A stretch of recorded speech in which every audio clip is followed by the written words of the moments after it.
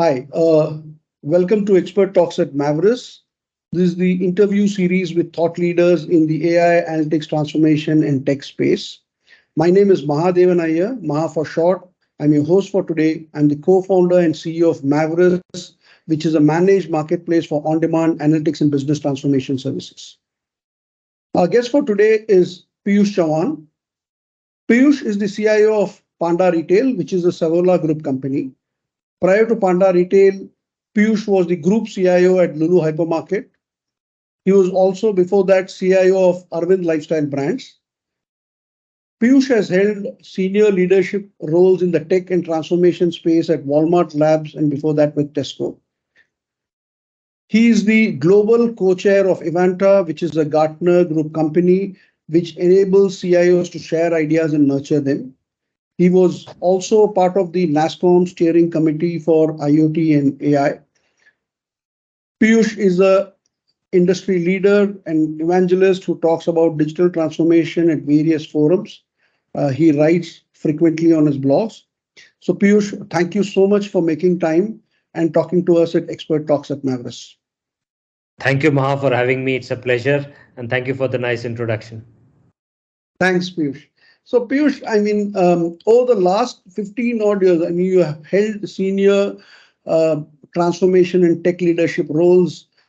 We worked together at TESCO, and then you've been at Walmart, with Arvind Lifestyle Brands, which is essentially in the apparel and fashion space.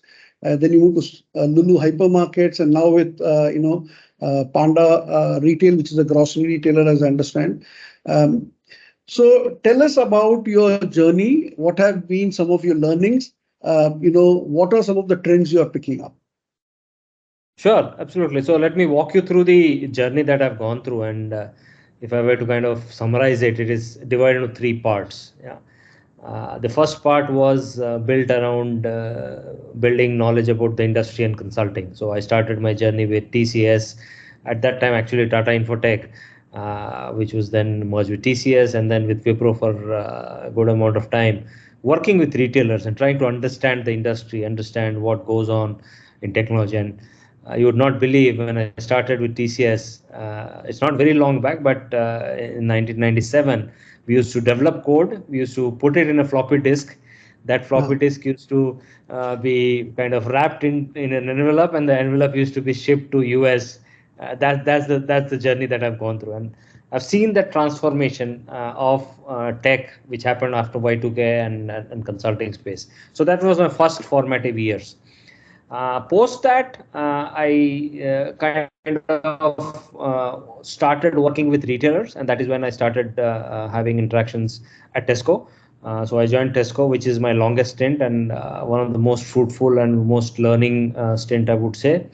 In that 8 years, I've seen multicultural retail. I've seen retail from Japan till the US, which means that almost the entire globe, the North American, North Equator globe, is something which I've traversed, understood nuances of retail, understand the cultural differences, led a lot of transformation programs, and subsequently worked with a retailer like Walmart as well.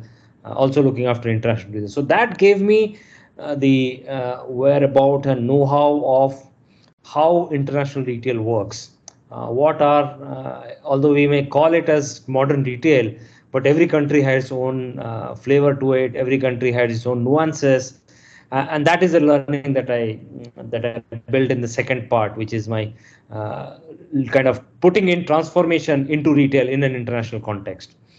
And the third stage is when I started using that from a leadership position, which is when it was a very tough decision to leave Walmart, the Fortune 1 company, and then move into Arvind. But I would say it was if I look back, it was a decision which I really appreciate about. And that gave me an opportunity to lead it from the front, how you interact with the board, how you are entrusted with a transformation agenda, and you are kind of devising strategies and then leading that transformation. So from Arvind, doing it across the country, it was a little different domain, unlike the Walmart and the TESCO, which is more general retail. This was more fashion retail, but that gave me a very, very good understanding of e-commerce, because that e-commerce was kind of booming at that point of time. So how we were able to take e-commerce and then transform that into an omni-channel commerce concept at Arvind is the first transformation that I did. And then post that, Lulu approached, and then we basically found that Middle East is a very good market. The largest retailer in Middle East is Lulu Group, and I had an opportunity to lead their transformation initiative. And post that, since all the funds in the world are now coming out of the largest fund of PIF in Saudi Arabia, I said, let me move to Saudi Arabia and Okay, lead the transformation. So that has been my journey in a nutshell. excellent. So since you used the word omni when you spoke of, Arvind Lifestyle Brands, I wanted to, probe a little more. My own feeling is, that's the way the world is progressing. Everybody's saying the new customer journey is all omni. Having said that, my own observation is that it is still people treat it as, or businesses have been treating it as multi-channel and not omni-channel, right? So there is the store and there is the e-commerce, and there is a level of gap between this. And structurally, business-wise, there is a difference. And when you look at it from a consumer perspective, the experience is not seamless, right? To that extent, I think Arvind was the first company, if I may say so, in the Indian context, who wanted to really build true omni. And I think you guys also built a platform at some point in time, right? So if you That's it. can just explain, some of the thinking challenges that you thought through, which actually helped, navigate that course. Absolutely. And I think it was a very interesting phase, 2015-16.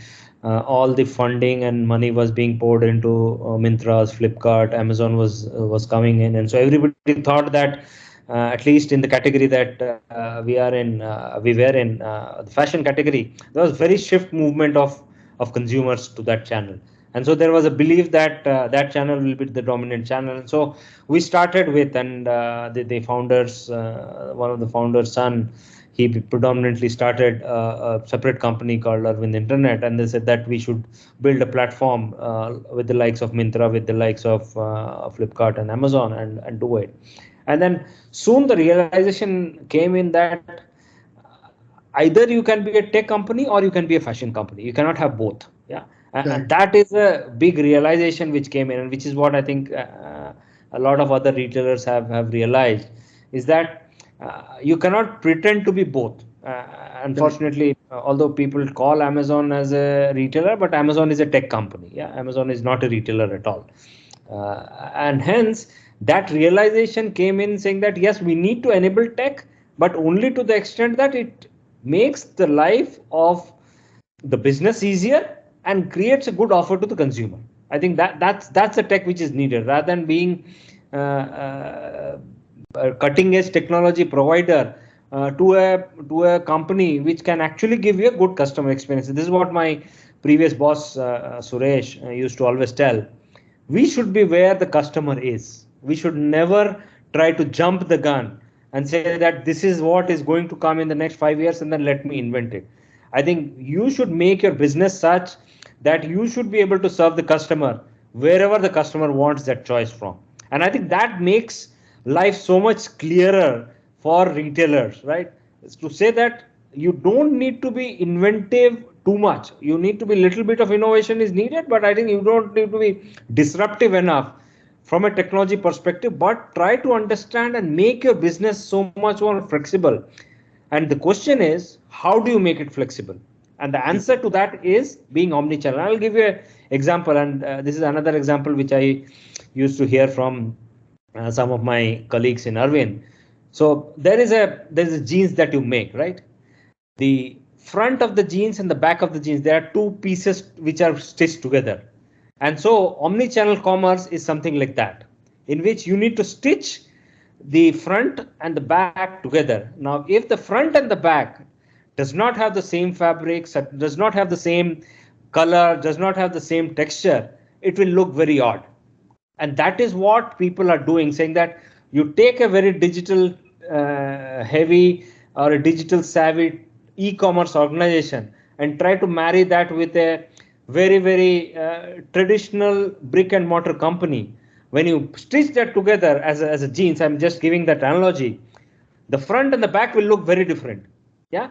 And sometimes the front will move faster, the back will move slower, and vice versa, and things like that. And that is where omni-channel becomes so much more difficult. And we have kind of given a lot of talks, and we actually prepared a omni-channel playbook in which we realized that there are some 70 odd parameters which retailers need to do to really become true omni-channel. Yeah. It is still a journey. I think we are still scratching, from an industry perspective, we are still scratching the surface of becoming truly omni-channel from a context perspective. But in Arvind, we realized that very early, and hence almost all the fulfillment used to happen from our stores, the 1500 stores that we had. So we said that that would be our primary fulfillment channel, and then that laid the foundation. And what platforms we built, which were totally integrated with our backend brick and mortar solutions. When I left, we increased. When I joined, it was sub 2% from an e-commerce perspective. When I left, it was about 8 to 10%. And after I left, since the platform was built, we were able to build a lot of synergies between the online and offline.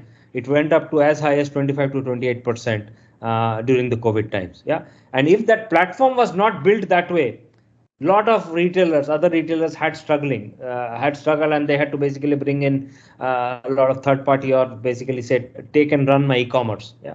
But if you had that platform built in, that omni-channel concept built in, so you were able to scale up to kind of change and react to the demand which was kind of coming through that channel during the COVID period. Oh, excellent. And that's a great analogy in terms of the jeans front and back. I think I'll use it somewhere as well.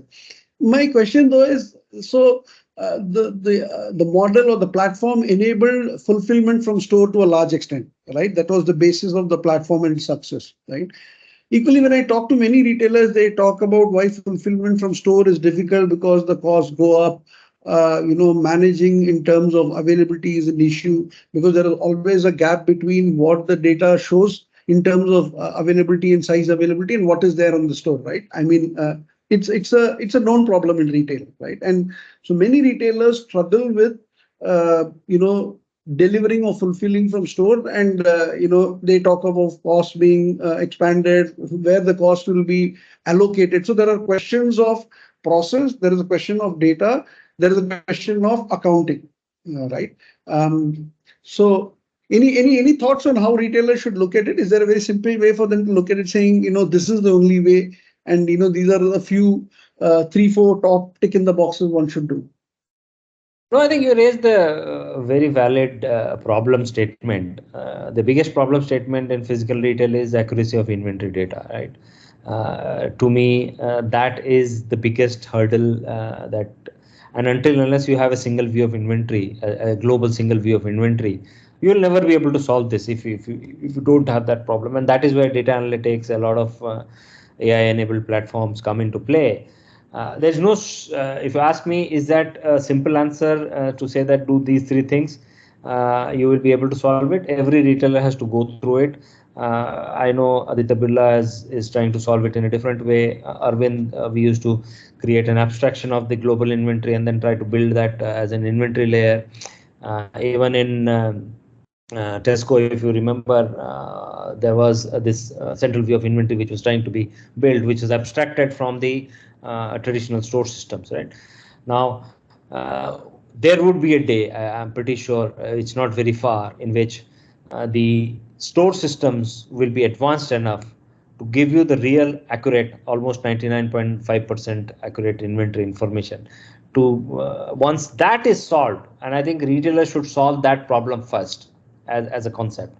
The second problem that the retailer needs to solve is the cost management. The highest cost is all about storing and last mile delivery. These are the two largest cost elements which are there.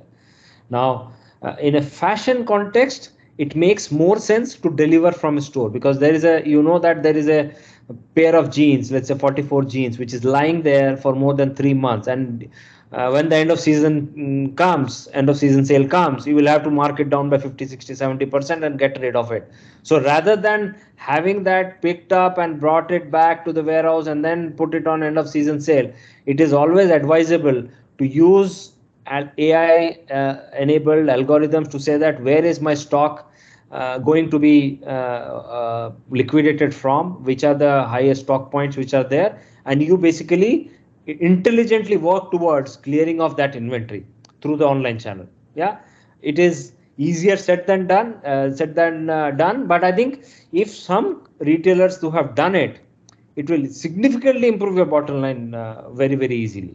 Yeah, and that is where fashion and such specialty retail kind of have to have a very different OMS, very different inventory orchestration layer to basically serve to the customer, unlike the grocery and where the turns and everything are very different. So I've seen that that part of retail where your ability to work on an omni channel is so much more important, because if you have a central warehouse, your fulfillment cost, suppose you cannot have too many fulfillment centers if you have a central warehouse, right? But a store is there in every tier 2 tier 3 city. So for example, let's say a store in Lucknow, for delivering from Lucknow to Muzaffarpur is hardly 30-40 rupees, but delivering from Bangalore all the way to Muzaffarpur is a delay, b high cost. Yeah, and so for that kind of a inventory and a network orchestration that you have, you should be able to optimize and run that. Got it. Makes sense. So my next question is in terms of what role does a company or a geographical culture play in digital transformation, right? So you worked with TESCO, you worked with Walmart, then you worked with Arvind, and now you're working with, you work with Lulu, you work with Panda Retail. My own feeling was when I worked with TESCO, obviously innovation, strategic thinking used to happen. We had this whole ops dev business and all that. But I used to feel it was the innovation was a lot more possibly thought through, and the other way of looking at it is a lot more cautious, so to speak, right? Whereas in the Indian context, I found that our ability to experiment, innovate is far higher, right? But we may or may not necessarily move in lockstep. So one way is, when I look at it as a month on month or a quarter year on year, it looks like we are doing a lot of great stuff in the Indian context compared to maybe the way it was in TESCO or whatever, right? But then when I look at it over a longer horizon, let's say 2 years, 3 years, 4 years, it looks like possibly they've caught up and done more than what we did over the 3 years, though the activity level was high. That's my own feeling, right? Now, you're someone who's got not only the experience of working in TESCO and Walmart, you worked with the Indian company, and now you worked with, worked with one, and now the other, large retailer in the UAE and Middle East, right? So what are your thoughts in terms of how do you see the nuances in terms of culture, both geographical and company, which impact digital transformation? Yeah, and to me, transformation as such, as a word, is to transform and formulate. Yeah, these are the two things which come together. So the first part is the difficult part, which is where the cultural nuances come. The way you land or transform anything is very different from country to country.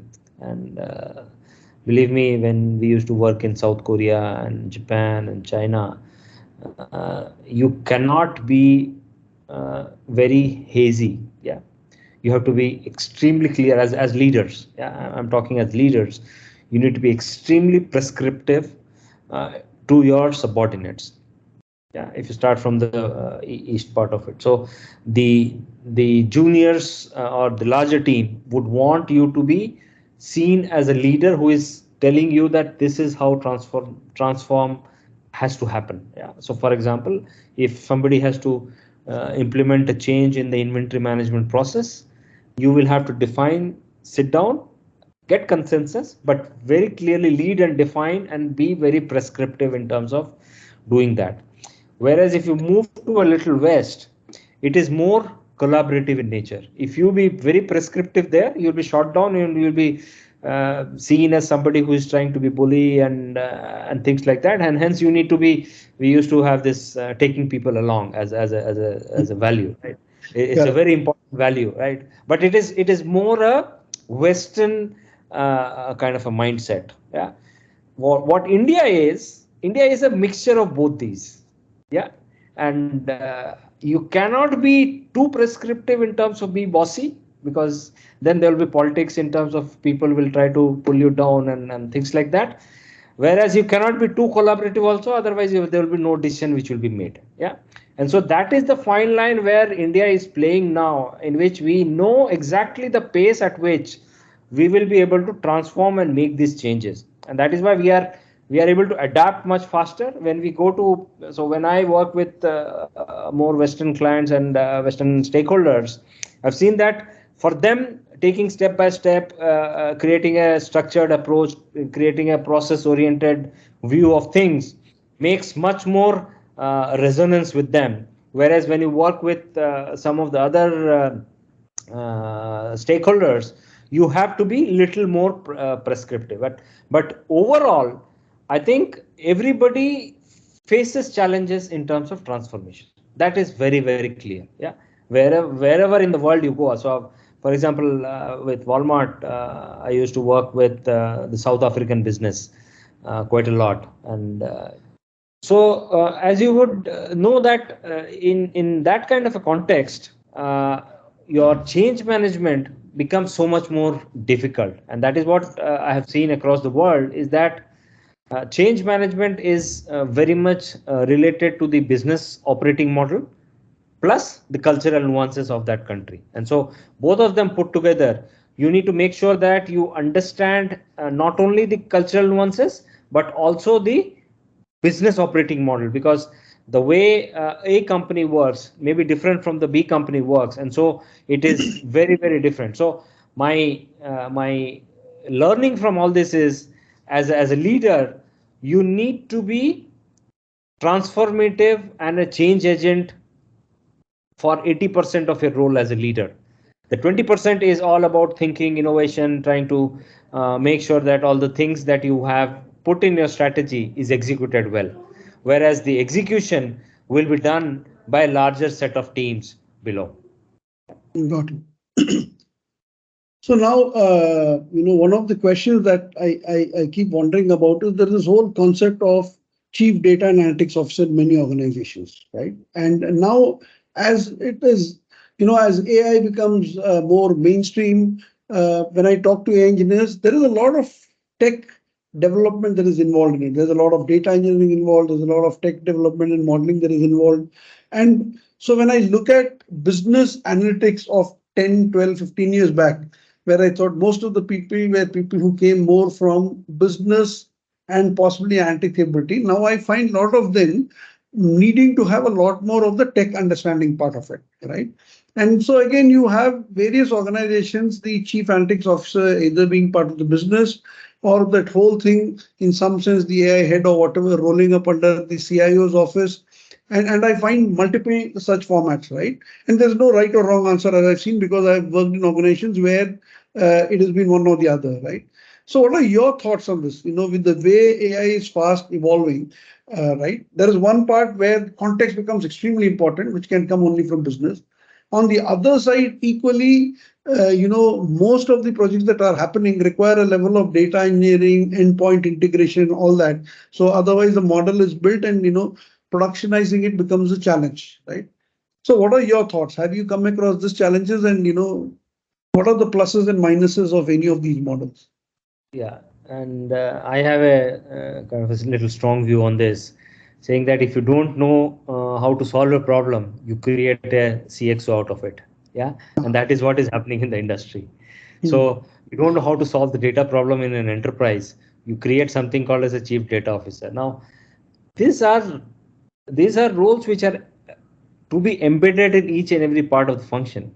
So Thomas Davenport, when started this talk about data analytics, he said it has to be a data-led, data-driven decision-making organization. He never said that create a data engineering team which is sitting in somewhere in Silicon Valley, and then you will be able to solve all your problems. And to me, if you are a very, very large enterprise in which there are millions of people, then maybe you can want to build some consolidation of capability. But will that solve your problems? And I'll give you that example that we were talking about earlier, is that retailers are facing a problem in terms of having a single view, global view of inventory as a problem. Now, will that problem be solved by creating a very sophisticated AI, data ML, analytics team under a chief data officer, or a chief analytics officer, or a chief AI officer? Maybe not. Yeah, because it's not a problem for them to solve. It is for the store operations team to understand what is not allowing that data to be uh, flown seamlessly with the enterprise architect, and then trying to create a tech platform which can solve that as a problem. And so, to me, why this is happening is there's a transition in terms of technology teams which are happening, and this is what I have seen across the organizations that I've led it. There is a legacy technology team which is the biggest burden to the enterprise as of now. Yeah, they don't understand modern ways of working, be it agile and very fast ways of working. They don't understand the concept of open source cloud native native application and things like that, and they don't understand how to use and manipulate data because they have come from the traditional RDBMS mindset. Yeah, whereas the world has actually moved on. Now, to overcome this problem, if you say that no, this does not work with these guys, that's why I have to have a separate team, maybe it's a very, very temporary solution that you're trying to build in. Yeah, but until unless you change your core applications and make them cloud native, make them data ready for the organizations to start and using that data for, you will still not be able to get that data. And that is where I don't know whether you saw that statistics, maybe a little old, but I think in 2020 Harvard did a study, 2021, and they found that organizations use only 4% of the data. So what is happening with the 96% of the data? I'm pretty sure with all the advances which have happened, this would have moved to hardly 10%. Still, we are talking about 90% of the data not easily available, accessible by the people who want to use that data for. And so there are two problems. One, data is not available in the format and easily to the people who want to use it. That is problem number one. Problem number two is the people who want to use it don't know a data science driven approach of solving problems, solving business problem using data. So there are multiple, both these problems are there, and you are trying to solve this by creating a separate team which will solve this as a problem. To me, that is a very, very wrong way of approaching the problem. You should make sure that you should solve these two things, saying that how can I make my data accessible? So I run an exercise within my company to say that what are the data points which the business wants. I say write down all the data points which the business wants for decision making. How can we make it readily available and accessible to the business? That is point number one. Point number two, I say, is the business using this data as a report or as insight? Yeah, that is the first step that you need to do. Once the insight is there, then you need to take an action. So you need to move that from we say from kind of whatever it is to prescriptive modeling, right? It's a journey which every organization needs to go through. So rather than solving this as an issue, we are trying to create capabilities which obviously the vendors, the data analytics, because data analytics and AI and all those things are the buzzwords, they want to create something which is very unique from the core enterprise. And as a leader of digital transformation in a company, I cannot leave a large part of my team behind and say that, okay, only there are a few set of people who will do AI and stuff like that. I have to embed that AI within my ERP system. I have to embed that AI into my store systems. I have to embed that into my infrastructure and monitoring. Then only I will get the real value of it, rather than having pockets of expertise, which will then create issues. And that's why I think they rely on core applications. The core applications don't work with them. So there are a lot of issues at an enterprise level. It may make sense from a GCC perspective to very easily say that, okay, I created an AI and analytics capability, but how much impact does it have back on the enterprise? How much value are you creating of that? is a very long journey if you do it as a siloed approach. Got it. So your point is, if it's not embedded as part of the larger digital transformation organization, you're saying it is just trying to move the problem to some other space, and the business will not see the impact of it from a business outcome perspective. Correct. And in some cases, what has happened is sometimes the digital organization has failed it themselves because they have not upskilled themselves. So businesses, guys, you guys are outdated. I will do on my own. That is why a lot of data officers, a lot of analytics officers, a lot of AI officers are now sitting within the business. Now, they don't know how to build applications at scale also. Yeah. And AI analytics and all that is all about building applications at scale, right? They may see the front end, they may see a few things saying that, okay, this is the best forecasting algorithm which I would want to do. They would say that, okay, these are the techniques which are there, but how to build it at a scale wherein you can process millions and millions of records within milliseconds is an engineering problem. So it is not a siloed problem in which you can say that I will take just an analytics problem and then try to solve it, which is the term that I use. I call a lot of people in the industry as desktop data scientists. Yeah, if you are a desktop data scientist, you can create the best model, but it will never see the life in a production environment because it was never built with that application at scale mindset or a cloud native application mindset. So it's a difficult problem. I know I'm trying to generalize it, but when I look at from an enterprise, when I lead an enterprise transformation journey, if I try to build two different paths, it will be very difficult at a later point of time to merge them together and try to get holistic view and benefit out of it. Got it. Got it. So that brings me to the next question, which is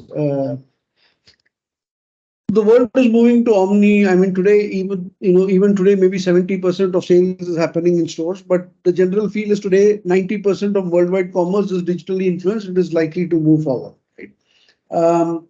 So, any examples of how you created digital engagement in stores to have some sort of a digital footprint or exhaust for customers? Are there any innovations you can think of, either in the role that you played or somewhere you saw where? See, one of the advantages of having the digital side of it, when people come on a website and an app, there's a lot of digital footprint. What did they browse? How much time did they spend? What did they like? What did they not like? As opposed to a store where you even don't know how much time they spent in the store, or even if who walked in and who didn't walk out, right? Who walked in, who walked out? There's no information, right? And which is essentially, I keep saying that for every dollar of sales that you have in a store, for the same amount in the digital world, you have 1,000 times more of data available about a customer, literally, right? And so if you really need to move along the omni journey, then you need to create more and more ways of having a data footprint of customers in the physical world as well, right? Any innovations or any things that you have seen which you think are great in terms of providing customer experience and also serving the need for a business to get a little more of data footprint of their customers? Yeah, and this is a very good question, Maha, and I think all the retailers are struggling to understand the details of it. And I'll tell you why. Because the organizations are looking from their own perspective. So for them, it is like commerce. Yeah, saying that, okay, somebody walked into the store, somebody walked on my website, somebody looked at my social handle, somebody looked at my WhatsApp commerce channel, and so on. So you look at customer as silos of customers, whereas the customer who is coming to you, coming to, let's say, Panda, does not see you like that. He does not say that, okay, I went to the e-com of Panda, I went to the WhatsApp of Panda, I went to Panda, he will say. Yeah. And that is the mindset change that needs to happen, and it's happening. But I think one of the things is that rather than stitching this commerce together, which is more a commerce view, and then people will say that build a standard OMS and build a standard commerce platform. To me, that is proven to be not very successful from building a true omni-channel experience to the customer. What you need to do is you need to take a first step of stitching the journey of the customer between various channels seamlessly. That is the first thing. Yeah. And so there are some 13-14 scenarios. Either you can start your journey digital, go to a store, and so various channels. You can go through store and then go to digital. You can merge and mix, and you can have pick up from store, deliver from store, and so there are 13, 14 journeys which are there, right? Now, if you do it from a commerce perspective, what you're doing is you're trying to solve your problem as an enterprise. Yeah, and which is what we did at that point of time with Arvind. We said that we'll try to build all these journeys centrally so that anything that the customer, so suppose somebody says, I started my journey online, I could not complete it, then you basically channelize that person to the store, and then maybe some person will come in. Somebody came to the store, did not find it, then you say that, okay, no, this size is not available. How can you transform and merge that journey from an online perspective and say that don't worry, it will be delivered to your home. Okay, and then there are multiple of these permutation combinations which are there, which we solved as a commerce problem. Now, what true omni-channel to me is that you need to give a very seamless experience to the customer. The customer is still seeing you as store, online, offline, either omni-channel, direct from store or direct from warehouse, and stuff like that. So if you have to do this transformation from an omni-channel perspective, what we say is in that roadmap book that we are working on is that first you want to do the CX transformation journey for an enterprise, in which you start collecting, which is the very valid point that you are kind of talking about, is that start collecting data points of the customer interactions and engagements. Why e-commerce was able to scale faster is because it was able to get that customer behavior insight and information at scale. For other channels apart from e-commerce, we don't have any data of the customer. Yeah, the guy comes in, he spends 2 hours in the store, and then he walks into my checkout. That is the first time that I kind of digitally understand what that customer is looking for. And there also we give a very pathetic experience in terms of queues and items not being scanned and prices not correct, and so on and so forth. The first digital interaction of the customer in the store is a very, very friction store, an experience which is filled with friction. Yeah. So how we can eliminate that and then create a digital touch point and an experience from a digital customer experience perspective. And we are working today, and there are a lot of companies in the world who are trying to create that a single customer interaction platform, yeah, in which you basically say that, okay, how can I interact with the customer? Yeah, either you can say that no, there is an email bombard which is there, there's an SMS bombard which is there is a WhatsApp bombard which is there, or you can say that I can do a large outdoor media ad which is there. But these are all siloed, you don't know what. So it is very much possible that I walk out from the store, I get an offer which I have already availed for. It is very much likely which is happening. So you are not taking the customer to the level that the customer is expecting, and that is why I always say that customer is always a step ahead from what the retailer is offering in the worldwide. Yeah. So step number 1, look at customer holistically. Draw a customer journey map, not from a channel perspective, but from overall interaction perspective. Where are the customer touch points for an enterprise that is looking for? It could be pre-commerce, commerce, and post-commerce. Yeah. And what happens is people typically just focus on the commerce part, but most of the decision happens in the pre-commerce or in the post-commerce. Yeah, your impression is actually built in these two buckets. Commerce is very simple. Obviously, if you have not solved commerce, then nothing, you are at ground zero. But if you have solved commerce, you have still not solved the puzzle. You look at what pre-commerce means. What are the things that he is shopping for? What are the things that he is looking for? There are tools which are available in today's world for you to get that customer data. Bring that customer data together, create a holistic view of the customer and say that, look, this is what Maha as a customer looks to me. He is probably this kind of a shopper. He may like these kind of things. So then I will have to then personalize. Personalization as a concept has been there for very long, but it is all related to saying that Maha bought a t-shirt, so maybe Maha buys another t-shirt. But that is absolutely not personalization which is there. Yeah, personalization is much beyond that, which people need to build. And so once you build that customer data platform, then you basically look at analytics, look at AI to then define and decide what the persona of that customer is. Then you start offering. Now we are trying to do the problem other way around, in which there are personalization engine which will say that you give me your transaction data and then I'll tell you what the customer is looking for. I said, from transaction data, you can have hardly find anything. So Correct. these are the kind of steps that enterprises need to take to create an omni-channel view and experience for the customer. Got it. Got it. So let us now talk of the thing that two things which are doing the rounds today, being spoken of a lot more. At least one is in the Indian context, this whole data privacy thing, right?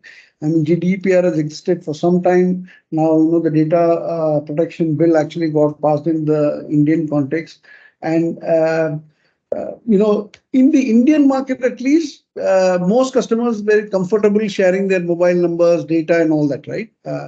Europe was obviously a lot more advanced, followed by the US, and I think other advanced markets have been a little more, taking higher cognizance about customer confidentiality and privacy. How do you see that playing out? I mean, is the level of data protection privacy already high in the Middle East, or is it somewhere in between? And how do you think businesses will flex and search to take care of this?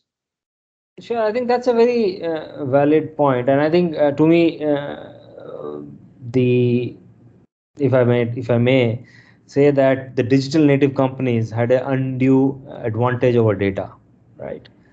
Now, what is happening is, be it even we talk about data protection bill, the cookie usage, which is going to stop next year, that is going to create a level playing field. Now, you are giving the customer is giving free data to all the commerce players, all the marketing players on the digital space, free of cost, and they have been using that data to make substantial gains. Right now, what these laws try to bring in is try to create a level playing field between all the players who are there. As you said, 70-80% of commerce still happens offline, and they have zero data. I don't have any data of what the customer is coming and doing within my store, apart from anonymous data which is there. So these laws are good. Then it creates two things. It builds trust of the customer, and I think that is to me very, very important, right? We know, I know in Indian context we take it very lightly, but at least in this part of the world and in the western part, anybody calling you very, very easily is not a very welcome gesture. If somebody calls you and tries to sell you something, maybe that merchant can be very easily blacklisted. So those kind of undue advantage of people who are misusing data will be eliminated, and creating a much more honest and a trustworthy environment for the customer. And so I always support and welcome those, and it creates a level playing field by building greater trust with the customers. Got it. And the other part, obviously made famous by this whole chat GPT stuff, is this whole generative AI business. I also heard somewhere you talking of generative retail. Um, so, if you can just expand on, I mean, now generative is the buzzword, but in terms of when you say generative retail, what do you mean? Is it moving in the personalization realm? Is it being ability to not just personalize content at scale and speed, but also products and offerings at scale and speed, experience at scale and speed? What exactly had you had in mind when you spoke of the word generative retail as the future? So, couple of things, right? One is on the operation side, and one is on the customer side. Now, as I was talking in the previous part, is that we still know we are just scratching the surface about understanding the customer behavior, customer persona, customer details, and things like that. And to me, that is a big area where if you are able to manage your own customer data platform very, very efficiently, you will be able to make recommendations which are much more intelligent. All the recommendations today that we know and see are all unidirectional or siloed in from a context perspective.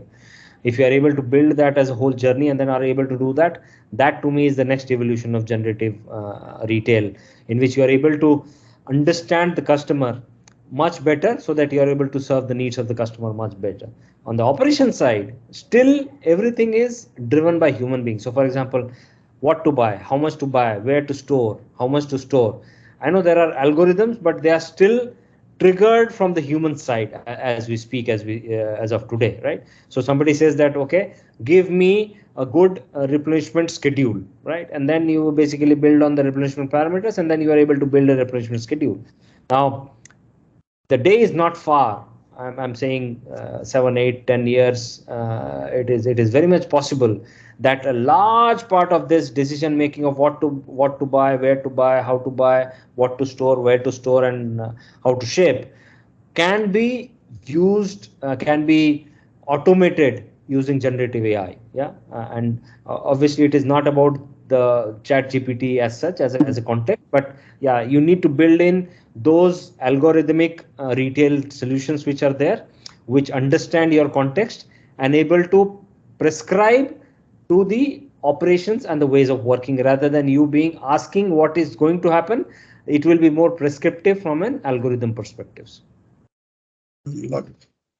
Okay. So this is the last question, which is anybody who wants to be in the transformation space, be it tech, be it AI, what are the top 2 things you would recommend for any aspiring tech data person who wants to really do well in the retail transformation space, right? What would be your top 2 or industry advice be for them? Few things. One is obviously put yourself in the middle of that transformation. Don't do it from outside. Yeah, that is one thing, and that is where a lot of people. So, for example, I've seen a lot of CIOs now. There's a big debate which is happening.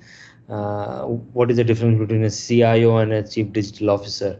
Yeah, and there's constant debate. So I see that a lot of discussion which is happening in that context. And what I tell my colleagues and my fraternity is that what is the transformation that you have built on your own? Have you looked at a transformation within yourself first as a leader before you can say that, okay, I want to become a chief digital officer, or I want to do something different? Now, to me, that is the first part that everyone should look at, right? There are people, let's say, who come from more, let's say, more from infrastructure background, and there are a lot of CIOs who come from infrastructure background. They don't have too much of a business context and a business knowledge.